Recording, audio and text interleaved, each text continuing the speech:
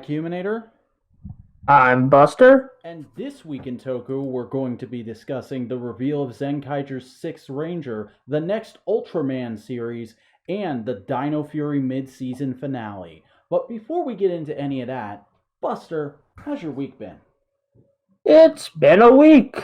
I mean, it's not been like a bad week. It's just been a standard week. I mean, I started fasting, but other than that, it's just like, it's been fine. That's fair. How's that treating you? How you holding up over there? I'm holding up pretty well, actually, so, yeah. Interesting. I've literally never fasted, not even back when I was a Christian, so I have no idea what it actually feels like. It's painful, but rewarding when it's done. Nice. My week's been okay. Very, very hectic, very busy. Been trying to get the ball rolling on a lot of different projects and keeping the ball rolling on a lot of things I already had going. But mostly we're doing okay here. A little tired, a little sore, but that's just how we do. And we got to keep doing. So you want to jump right into the news this week? Yeah, sure. So should I start listing it off? Because I feel like you always list it off, and I want to start listing off some news. Yeah, you know what? Let's start doing what Boingo and I do over on MMWP during the actually for everything. Let's start going back and forth. Like you do an article, Yeah. I do an article, and then when we get to the shows, you can introduce a show and I'll introduce a show. Yeah, I feel like that's a bit more fair, and like it gives me a little more, like it's not just Vac featuring Buster; it's Vac and Buster. Yeah. Anyway, I'll start. Kikai Sentai Zenkaiger Kaito Bionic. I will not try to say that word in fear of offending people, but yeah, Kaito's uniform is getting released as a cosplay, and it looks sick. Yeah. And I might. They're doing the standard premium Bandai thing of just here is all that incredibly ridiculous clothing for an insane price. Do I have to mention Banjo's $50 premium dirty shirt? I mean, that's the way it is. I mean, like, there's literally just a plain blue shirt as one of these. Oh, yeah. Let me see how much that is real quick. Let me Google the price on that. I'm not going to go through the price on all these like I did with some of the stuff last time. But, a blue shirt. Like, I literally find those every time I go to Target. Yeah, so this premium blue shirt is going to run you $64. Oof. That's, wow, Bandai. Wow, that shirt better, like, play sounds from the show, too, or something. Yeah, I can just, like, have, like, just you pull on it, like, just, like you're trying to, like, cool off, and then just, like, go, like, Zenkai, or something like that. Yeah, I mean, this stuff all looks pretty cool. If you like the characters look from the show, you're gonna like this.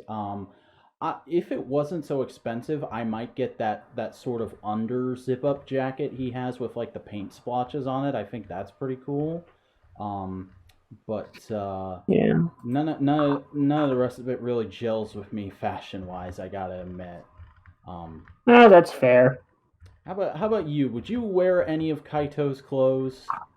I would want to wear a cosplay of the, like, what's it called? Kikainoids, but not really much about, like, honestly, if I see Toku suit cosplays, it's more about the actual suits, less of the civilian clothes.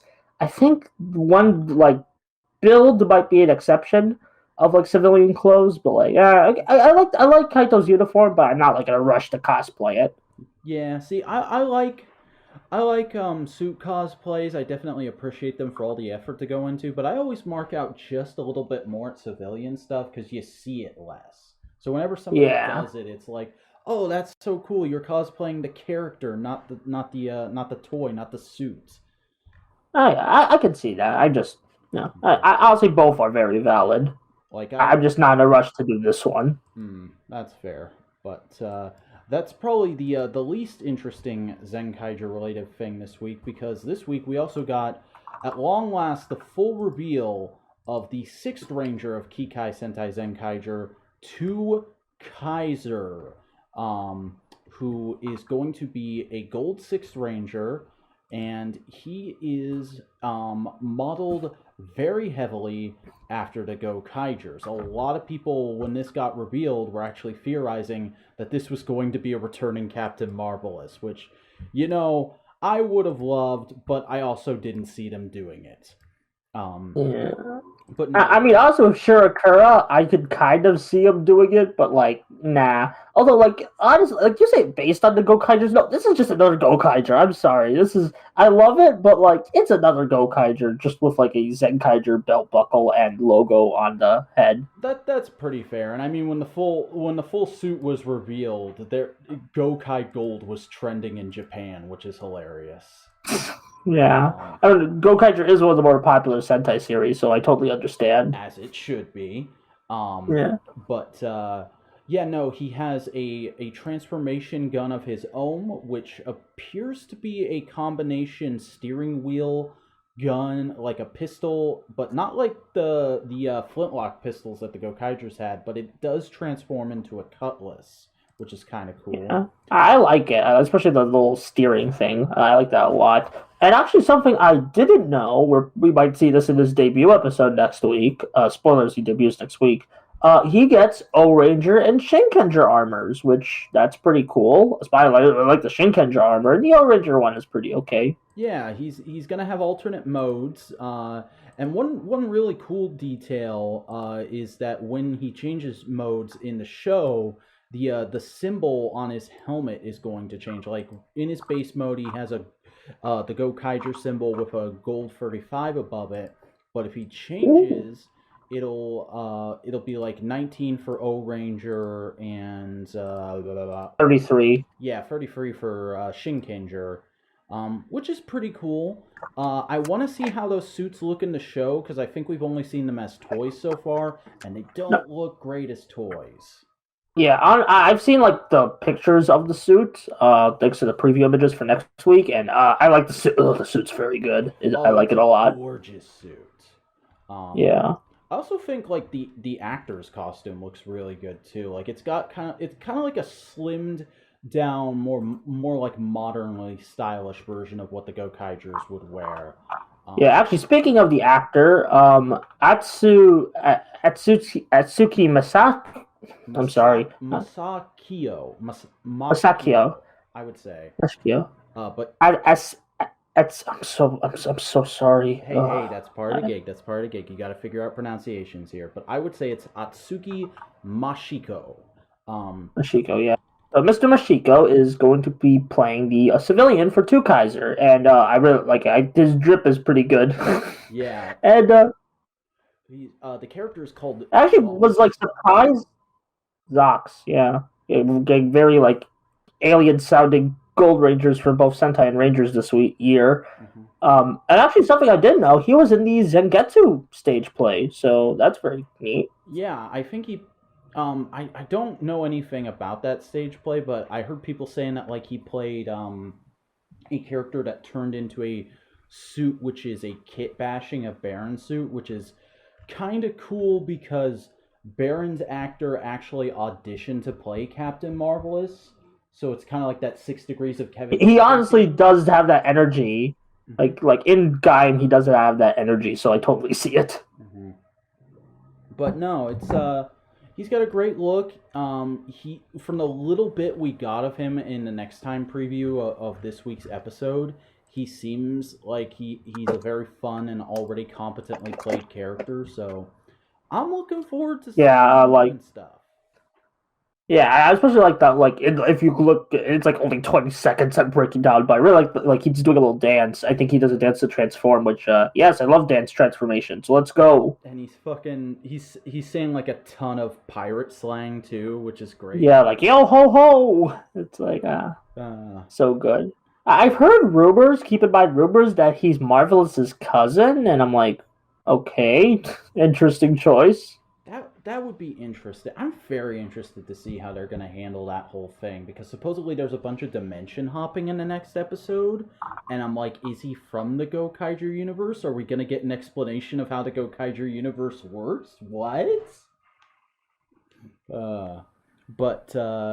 No, that's all really exciting, really cool to finally Yeah. know what the sixth is, and we've also got a little bit of other Sentai news, which is that Mashin Yeah. Speaking Sentai of other universes, Mashin Sentai Kiramager versus Kishiryu Sentai RyuSoulger got a trailer this week, which also revealed that there will basically be a Kiramager style upgrade for the RyuSoulgers in this movie.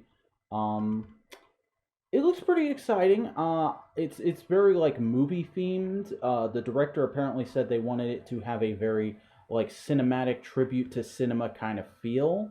Um, yeah. but I mean, literally, the plot is about them going to movie world. Yeah. However, I've seen Nighter Sentai, so I'm not super interested in this movie. It's one of those things where I watched the trailer and I went, "That looks neat," but I have no reason to watch it. Yeah.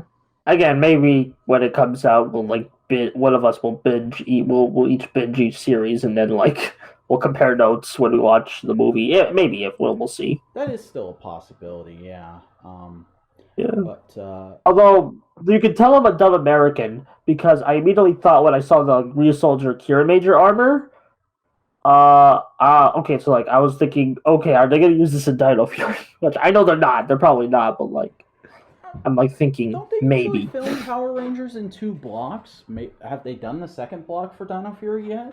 Oh, they're in the process of doing that. So So maybe they could work it in if they get that like super FedEx to New Zealand.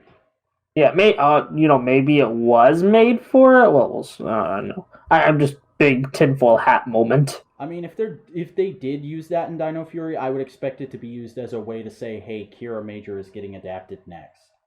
Yeah, that's what I meant. Like, by if they use that armor in Dino Fury, it's like so they can connect it to the next series. Mm-hmm.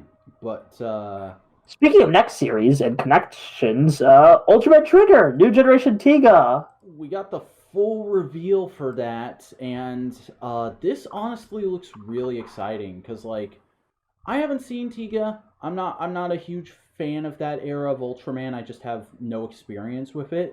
But this seems like it's getting back to more core Ultraman stuff instead of some of the things that the series has been stuck in since New Generation began. Like there's no fusion gimmick here. It's just like he has free forms that he swaps between and there'll Yeah, probably be an upgrade down the line. yeah.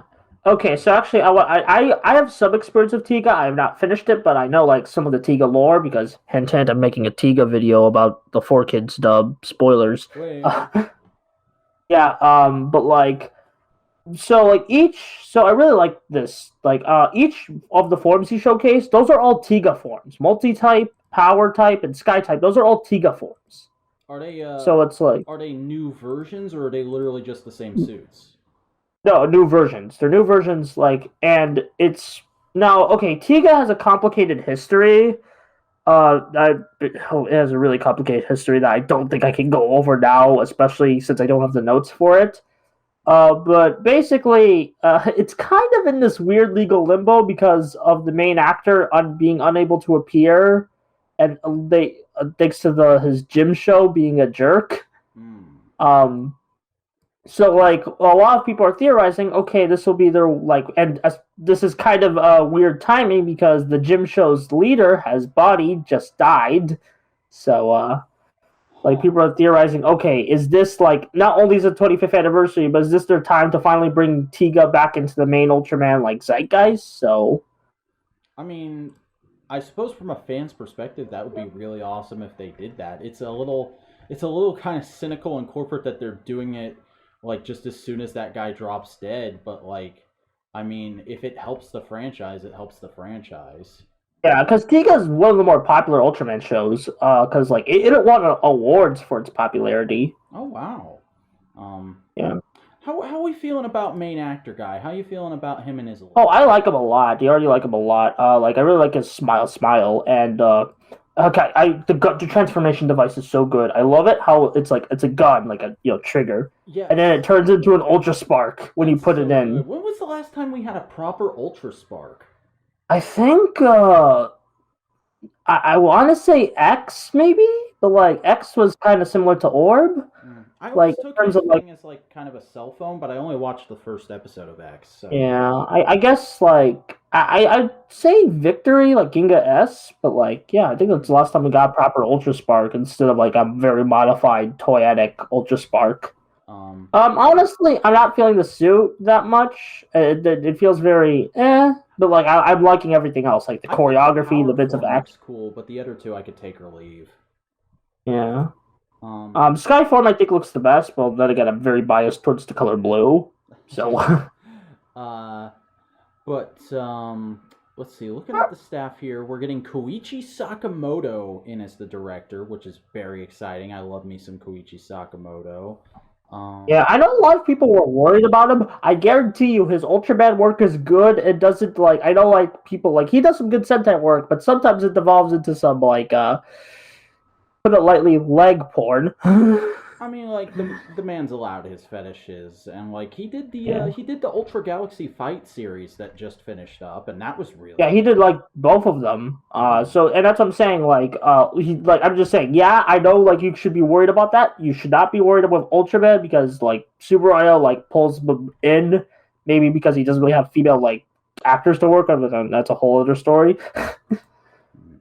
But yeah, But no, the description for the show looks really cool. Like it takes place on Mars. And there's a bunch of like ancient tie-ins and stuff, and also there's a whole there's definitely a whole through line here of this is a kind of cheer up and be happy kids show. Like this really reminds me of Forze and how it was pitched as like a make kids feel happy and safe show after that big earthquake that Japan had a few years ago. And obviously, the entire world's been going through a bit of a rough time, and it's probably really scary for young kids. So, this is probably the best direction you could take Ultraman in right now, is something that's highly nostalgic, based on a well recognized and beloved installment, but is also very much trying to cheer up kids and bring them into the universe.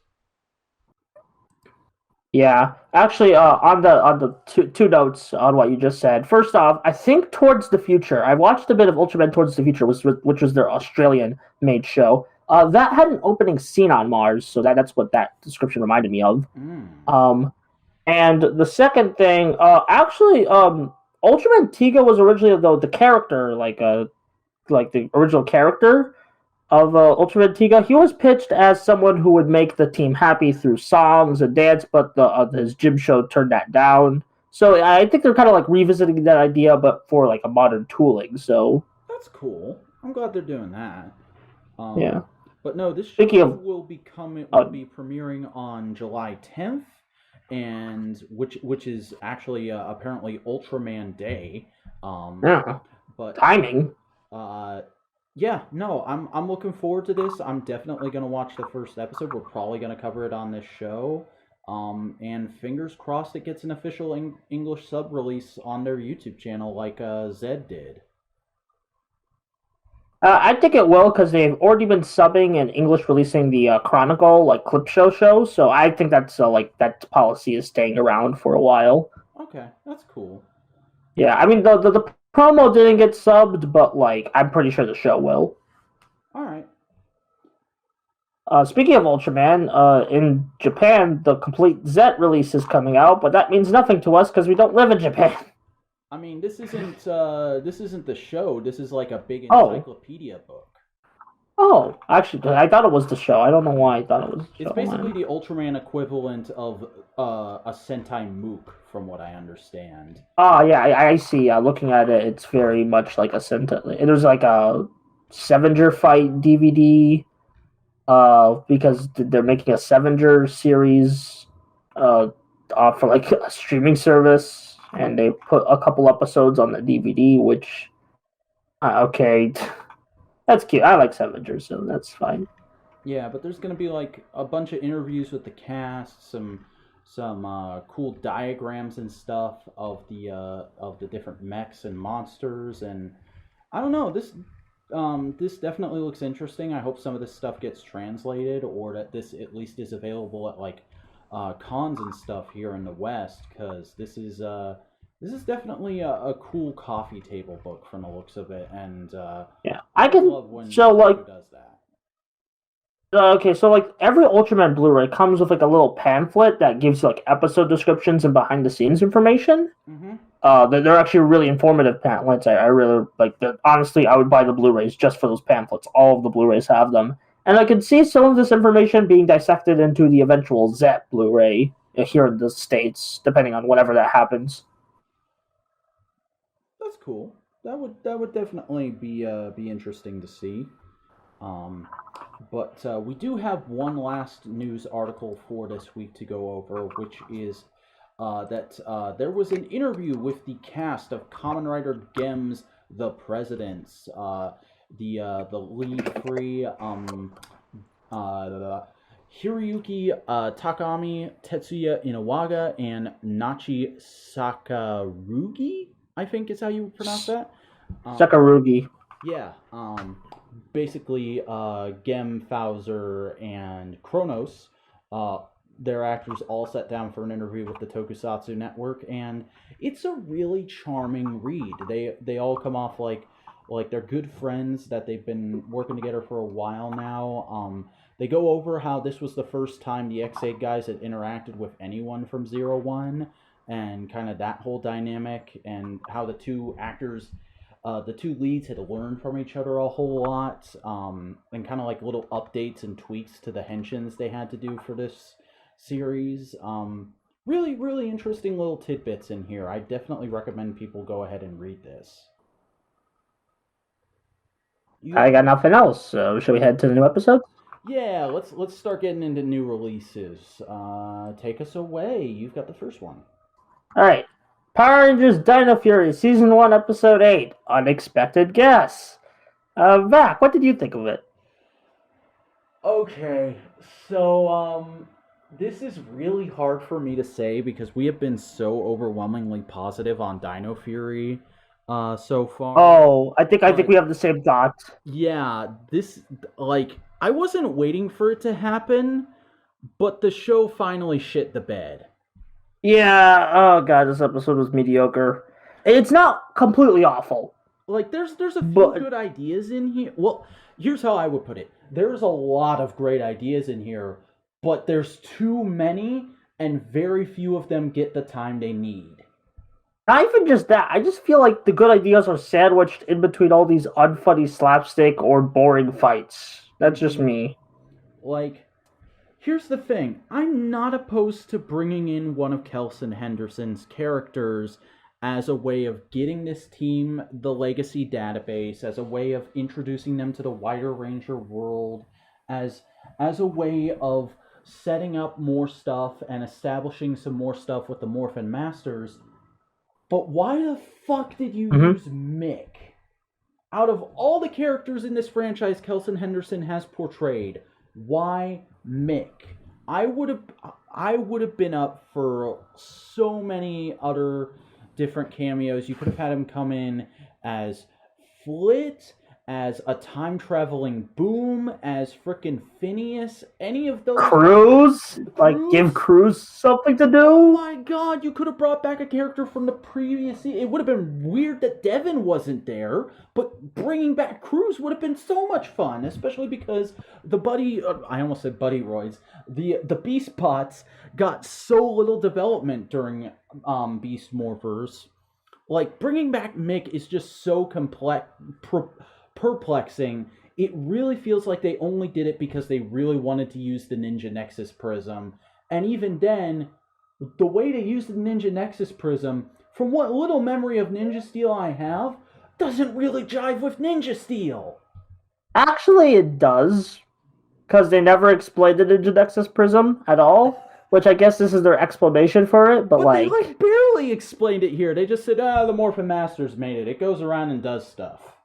Yeah. Also, let's talk about that. We're going to skip around a lot for this one because there's a lot to unpack. Let's talk about that Masters retcon. I'm a bit mixed on it. Here's the thing. I think it's fine, but it's weird that they only showed them making, like, that specific handful of things. It's like 2 artifacts that this writing team, or at least parts of this writing team, created, and then 1 random thing from the Disney era that also happens to be Dino themed. Like, wait, they made the Dino Gems? yeah, that was the first thing they showed. I thought those were the Energems. No, they showed the Energems was the second thing they showed. It was interesting. One of them was making the Dino Gems, then the camera pans over and someone's making the Energems, and then 2 of them make the Ninja Nexus Prism. Although I will say, this retcon of basically having like a lot of unexplained powers be like from the Morphin Masters, it kind of raises. I really hope they answer this question. It kind of raises the question of why the Morphing Masters aren't stepping in when like things are going well. I don't know. Maybe they just can't. I don't know. Maybe they're just assholes. I don't know. I mean, I think the idea is we're setting them up here to be able to do that more in the future as sort of a Deus Ex Machina type thing for when we need it. But I'll admit it does feel a little weird in the fact that they haven't done it before, but I mean, that's kind of what you get when you have a franchise that barely has any world building over a massive amount of history. Yeah, I mean, I just feel like they're trying to like so desperately do a lot of world building when honestly that wasn't what drew me to Power Rangers. What drew me to Power Rangers was the characters. So it just felt like, okay, we have all these good characters, let's ignore them for this episode. I mean, yeah, but to play devil's advocate, that's a lot of what creators tend to get back from fans on the internet is stupid lore questions. So they're going, oh, they're probably, yeah. Oh, hey, you want lore? Here's a bunch of lore. And they're eating it up. I've seen a lot of people love this episode, and I'm like, oh my god. We're just not the target demographic for this kind of episode. I mean, like I said, there's very few ideas in here I would call bad. There's just a lot of frustrating stuff in how quickly it's handled. There's like the Morphin Masters thing could have been its own episode. Mick showing up could have been its own episode. There being a monster that can break apart their Zords and armor could have been its own episode. But it and a bunch of other stuff are shoved into this 122-minute block, and it's like, God, there's too many cooks in this kitchen. Yeah, that's what you meant by that. I thought you just, yeah. Honestly, yeah. And I really want to love this episode. A lot of people are like, this episode, and I'm like, I'm sorry, I can't. It doesn't help that, like, in between all these, like, too many cook moments, there's just a bunch of unfunny jokes. This is the least funny episode of Dino Fury, and a series that's been pretty okay in the comedy department, minus Jane and J-Borg. But oh god, this episode made me really hate Jane and J-Borg. No, like, see, I was impartial to them during their scenes, but, like, the thing that pissed me off during their scenes was actually Mick, when he turns into a basketball and just randomly destroys that cake, because I know some people are like, oh, he's ricocheting off of things, it was an accident. But the way they animated it, it looked like he had control over what he was doing. So I'm like, why the hell did Mick just smash into that cake? He got it out for Jane or something? What? Yeah. Yeah. Credit to the writers doing a bunch of cool stuff with his shape-shifting ability, but I don't care. Yeah. Honestly, honestly, I'm glad Mick was only a one-off thing, because when we initially saw, like, screenshots, we thought, okay, is Mick going to be a reoccurring character? No, he is not a reoccurring character, thank God. And hopefully he never comes back. Hopefully, like, Kelson Henderson can come back all he wants, but hopefully Mick never comes back. Let him go, open his steakhouse, and never reappear. Funny thing is, the steakhouse part was the funniest bit because Kelson Henderson actually owns a steakhouse in New Zealand. Yeah, what is it with Toku actors and owning steakhouses? There's a ton of Sentai and Kamen Rider actors who have steakhouses. Hey, I mean, don't knock until you try it. Brad Hawkins owns a bar. Oh, yeah. But can we talk about Void Knight? Because that was my favorite part of the episode. Yeah, that's definitely the best part of the episode. Because, like, we finally get an explanation for what his motivations are and why he's been getting more and more frustrated and desperate to get Sporex. And it's that he's Mr. Freeze. A lot of people were comparing him to Hawkmoth from Miraculous Ladybug, and I'm like, Yeah, he's basically that. Like, although it was very refreshing to see Power Rangers fans reference something that isn't Power Rangers. I mean, I So haven't seen that I'll show, and I'm a DC fan, so my brain went right to Mr. Freeze. Yeah, a few people are also making Mr. Freeze show jokes. Not Mr. Freeze show. A few people are making Mr. Freeze shows. I mean, like there was a rumor going around that they were going to do a Penguin show after Gotham way back when. So, Ooh, yeah. Anyway, back on topic. Yeah.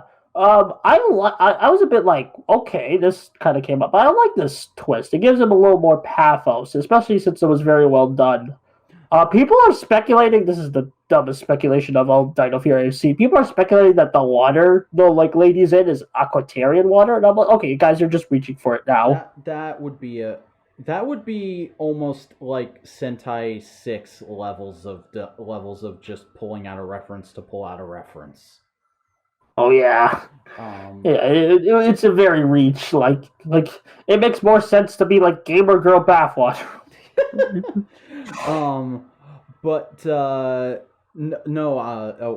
I just realized we need to real quick. Void Knight, I diagnose you with horny. Simp! Void Knight, you're a simp! Yeah, I was just like, literally when I first saw that, my first thought was, oh god, he's a simp. Oh my god. I'm very interested to see, okay, how did we get to this point? Because we know his motivation, but like, how? Yeah, that and like, how is this gonna play out is what I'm really curious in.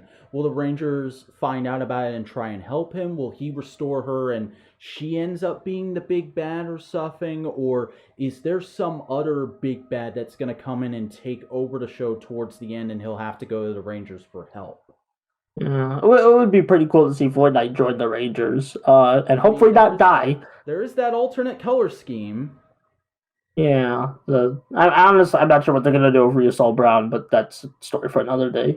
But yeah, I am very grateful my love for Void Knight pulled through in this episode, but still, this was a disappointing mid-season finale. Yeah, like especially the fact that the Rangers like end the episode with as much information as they have at the start of it, like, oh, there's a monster, we gotta beat it. Oh, we beat it real easy. Oh, Void Knight. No, they don't even know anything about Void Knight. They're just chasing after the Ninja Nexus Prism all episode, and they never figure out what it was doing. I mean, if you're a savvy fan, you know what it was doing, but the Rangers don't, and they're just standing around like idiots, yucking it up with Mick in the base at the end. Yeah, I mean, that scene was funny, but it just felt like, is this really what we're gonna end the mid-season on? Yeah. I will be grateful for this. Is a very Too Many Cooks episode. Thank God they didn't introduce Aeon in this episode. Yeah, that would have been weird. Like, if they had introduced him as a cliffhanger, I could have been okay with that if there was a lot less shit in this episode. But no, with everything else in this episode, we definitely didn't need Aeon to be like, for this to be his full debut. Yeah. But anyway, as for good references, Zenkaiger, episode 7, The Dark Prince has a short fuse. Yeah. Oh, go ahead. Why don't you talk a little bit about what you thought about this episode? Take the lead on this. I love it. It's so good. I love Zenkaiger a lot, and I love Stacy. It's so good. This is legitimately the best episode of Sentai in a long-ass time. Yeah, it's like, there's a lot of references, but there's also great pathos, great action. Like, it handles the references very much in the same way as GoKaiger does, and that's probably why I love it, because it treats it very much as, like, this is set dressing to frame the conflict these characters are engaged in. It's not here slavishly to say, look at all this, look how great it is. Like, yeah, they're acknowledging, oh, those are the vets. Oh, these are our seniors. It's kind of weird that we're fighting them, but they're still fighting them. They're not bending over backwards to go, whoa, look how awesome the Go Rangers and the Gal Rangers are. Look at all those mechs. Yeah. And honestly, like, there's a lot of, like, great action thanks to the set dressing, But I just like the story as well, where it's like we get like more of like Gowon's like kind of dysphoria about like his like kind, and then we also get Stacy's amazing debut, like of just being just this magnificent bastard. Is it just me, or did that opening scene remind you a lot of Zet from TwoKaizer, his first episode? Kinda. It's been a while since I've seen that episode, so I kind of need a refresher. But yeah, kind of. Honestly, he gives me more like a Gremlin from Wizard vibes. Yeah, he's got that going. He's got a bit of Basco in him. Like, he's a really good mix of Sentai villain tropes we've had in the past. And like his fits, both in suit and out of suit, are really good. So I like that. I'll admit I'm not super into the civilian costume, and while it's not my aesthetic, I think the actual Ranger form is really cool. Yeah, I like the purple. I just like the purple. Also, it's a very nice color. The pun of making the name Stay Caesar is so great. Yeah.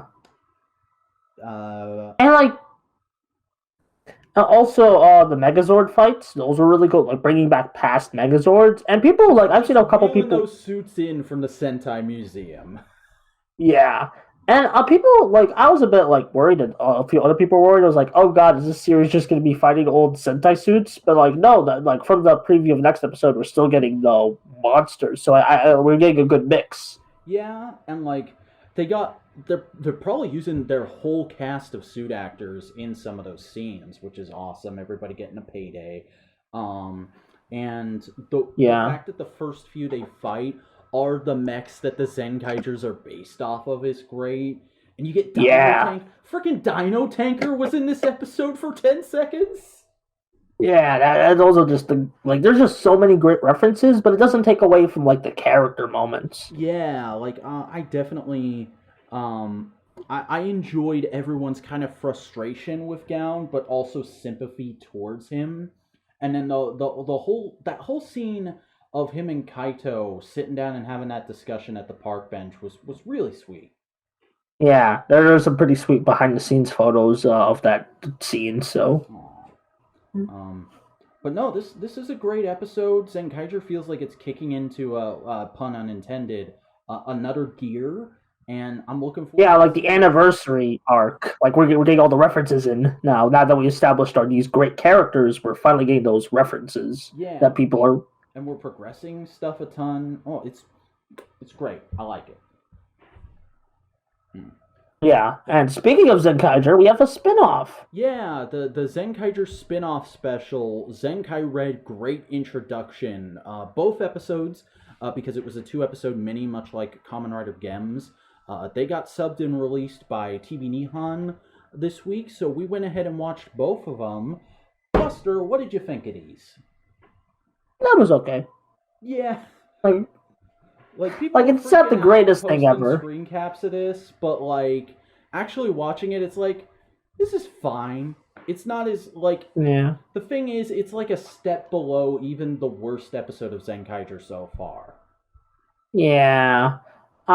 It's like honestly like I wanted to like this episode more or the spin-off more, especially with the Zenkai Red premise. Like I think there's like a great idea of like in fact, it is well done. I just felt like it could have been done better. This conflict of with him, his character is cool with like the whole getting excited about being able to have his own Sentai is interesting, but they never do anything more with it. And that's not even what I was referring to. What I was referring to is this like conflict Kaito has about like being a traditional Sentai team. Yeah.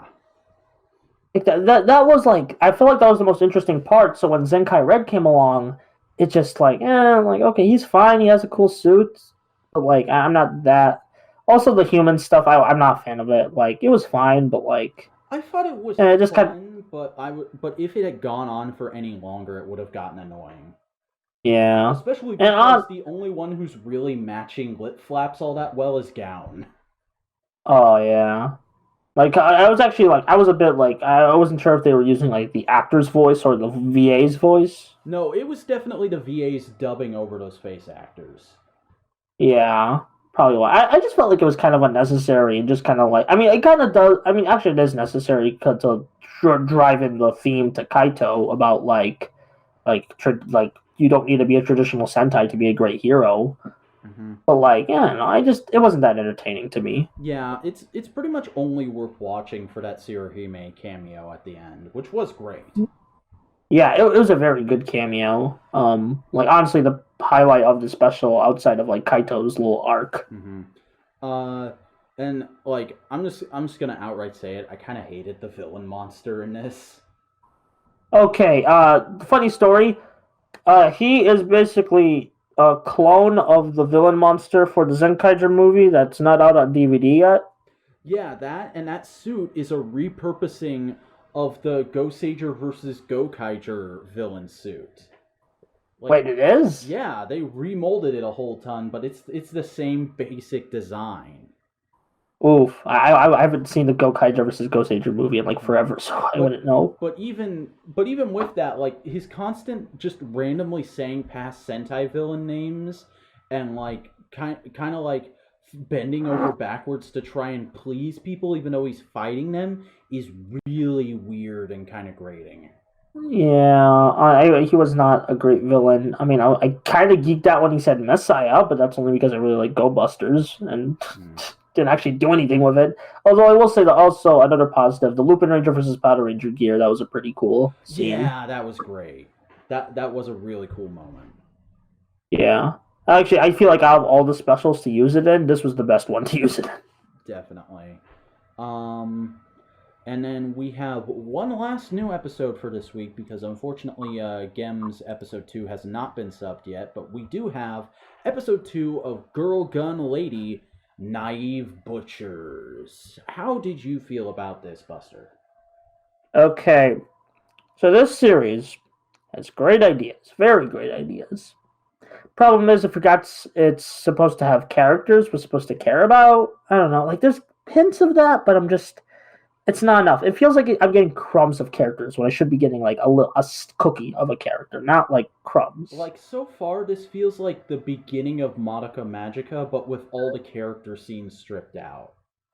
Yeah, basically. Like, there's a lot of great ideas that could lead to amazing character moments. They're doing a lot we just don't have characters with the model kit premise, but like by the time this episode's over, you can kind of predict the whole rest of the series, I think. Yeah. Like obviously, honestly, I feel like I'm gonna drop it. Bad. Obviously, the shop owner is the big bad. There's probably gonna be some sort of friendship blossoming between like more friendship blossoming between main girl and fucking Dr. Man. And there's some kind of backstory with the hall patrol lady and her whole like hatred of model kits now. Like I imagine she like barely survived last year's girl gun fight or something like that. Yeah. Okay, so the exposition is really good. I really like the set dressing, but that's all it is, set dressing. There's no like substance to it. Like I like the model kit bits, but that's just how much I can't really care more because I don't care about the characters. Honestly, it just. And this is the same team that brought this is apparently the same writing staff who did After 5, which everyone praises for its character work, and it's just where's the character work here? But After 5 is also just people sitting in a bar and talking for 20 minutes. This is trying to do a bunch of action. And yeah, good point. There's cute moments with the action, like when the yellow team is doing their special move, I was like laughing my ass off because it's so overdone. But and the punchline of the blue team just being like, all right, can we shoot you now? But the rest of it is all kind of bland because there's so much melodrama in between stuff happening during Girl Gun fight. Like somebody will get shot, and then there'll be like a minute and a half of them screaming about, "I can't believe you just shot me! Don't you know I could die?" And it's like, I mean, I kind of expected that. It's padding. It kind of feels padding. I don't know. It just. It really and there's only like 7 episodes to this. Yeah, honestly, so I'm definitely gonna stick it out for the sake of the podcast, but yeah, the show's not promising at the moment. Yeah, honestly, weirdly enough, out of all the shows we're reviewing today, this feels like the most toy commercial one. Yeah. Like, honestly, I tend to, like, if I can, especially nowadays, because I watch all my Toku in one evening if I can help it. I usually try and watch everything on Sunday, and we record the podcast on Monday. Mm-hmm. Everything on Sunday, and we record the podcast on Monday. Mm-hmm. I would probably do this show first just to get it over with. Yeah. And then if it was still going, I'd do Dino Fury and then Zenkaiger. Yeah. But Yeah, but Dino Fury's not going to be there for. yeah, we're gonna have a sparse show for a little bit until like Ultraman Trigger. or no, there's not gonna be a new writer for a good long while. We'll probably have like little specials and stuff we can talk about, like Genms. We still gotta wait. And old episodes, of course. Yeah. But podcast is gonna get a little shorter going forward, but not quite yet, because I think that's everything we have to say on Girl Gun Lady. So let's go ahead and move on to old stuff and toys. And I have nothing to talk about this week because I had a really busy week. But Buster, why don't you take it away? Tell us what you've been watching that's old. All right. It's technically not old because it aired in 2017, but I have been rewatching Kamen Rider Build because I really want to do a video on it. And I got episodes 1 through 12 to discuss. Oh my god, I love Kamen Rider Build. It's so good. It is a well-written show, I think. Yeah, like I'm just rewatching it. I'm just falling in love all over again. Just the character dynamics between Sento and Banjo, the suits, the conspiracies, so good. Yeah, I guess I'm not sure what I specifically could talk about. I just really like Kamen Rider Build, and it's only going to get better from here if my memory serves me correct. I think there's a few ebbs and flows in there. Like some of the starts of some of the arcs are a little weird, but for the most part, I remember thinking like Build was one of the most solidly plotted shows. It's very plotted. Some of the like honestly is kind of in my opinion, but the core cast always gets it done. Yeah, I feel like the main four, currently 2 writers, are just very great. Mm-hmm. Yeah, like the last episodes I watched was the Cross Z debut, and oh god, the emotion, the direction, just that is a good so good. Episode. Yeah, especially because like Sento keeps struggling; he doesn't have that many bottles, and it's just.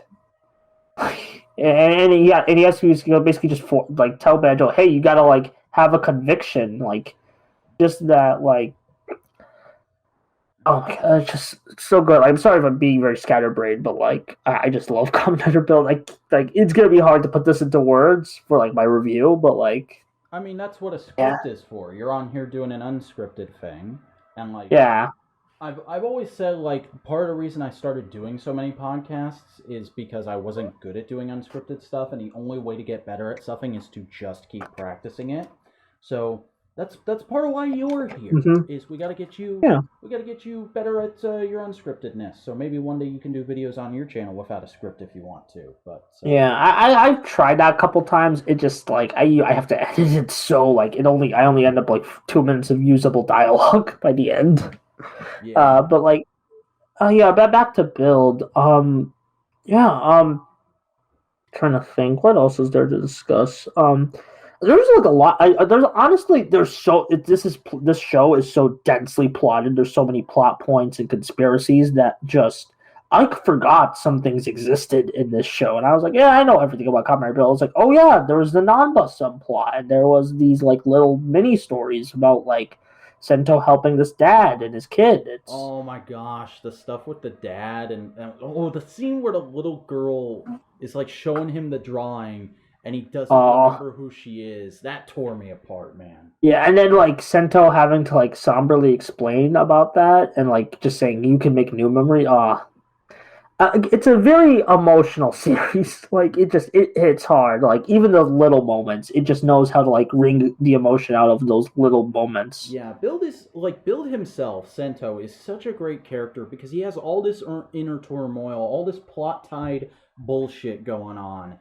But at the same time, he's really good at just playing the consummate superhero when he needs to, and that really endears you towards him.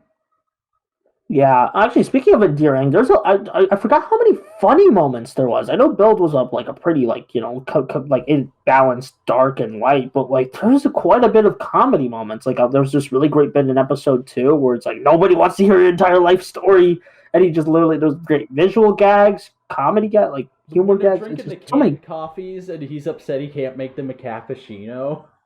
Oh yeah, that's a joke I never realized on my first watch. Like mainly because I was watching it week to week instead of like a binging like I'm doing here. And like honestly, Build is one of those writer series that really benefits from like having it all completed. Mm-hmm. Like not just because it's a very like one more, and then next thing you know you're like 2 a.m. But yeah, is that all you have to say for this week? Yeah, I'll probably come back next week with more Build episodes. Maybe I'll finish it by then, because usually if I'm very into a writer show like this, I'll finish it within a week, so we'll see. Sweet. Well, that's probably going to do it for this week in Tokusatsu. So, Buster, why don't you go ahead and tell the good folks who you are and where they can find your stuff should they want to.